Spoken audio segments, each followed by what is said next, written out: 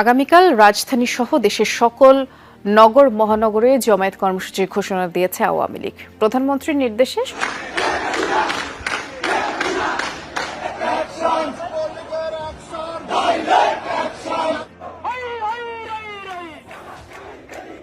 গণতন্ত্র ও শেখ হাসিনাকে ফিরিয়ে আনতে ঢাকায় জড়ো হতে শুরু করছে সারা দেশ থেকে হাজার হাজার মানুষ।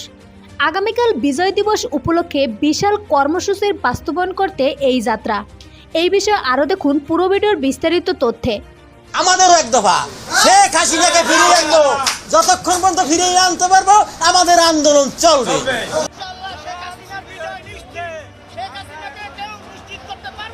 অবৈধভাবে ক্ষমতা দখল করে শেখ হাসিনাকে দেশ থেকে বের করে দেওয়ায় উত্তাল সারা দেশ। এরই প্রেক্ষিতে শেখ হাসিনাকে আবারও দেশে ফিরিয়ে আনতে নতুন কর্মসূচির ঘোষণা করেছে আওয়ামী লীগ। বাংলাদেশ আওয়ামী লীগ জানিয়েছে আগামীকাল দেশের বিভিন্ন জায়গায় আন্দোলন হবে এবং শেখ হাসিনাকে দেশে ফিরে আনা না পর্যন্ত এই আন্দোলন চলবে। এর মধ্যে আজ রাত থেকেই ঢাকার বিভিন্ন জায়গায় জড়ো হতে শুরু করছে সাধারণ জনগণ, যার নেতৃত্ব দিচ্ছেন শেখ হাসিনার পুত্র সজীব ওয়াজেদ জয়।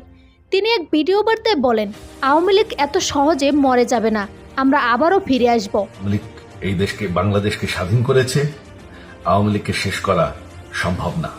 আমাদের দেশের মানুষকে আবারও গণতন্ত্র ফিরিয়ে দিতে আগামীকাল সারা দেশে চলবে কর্মসূচি।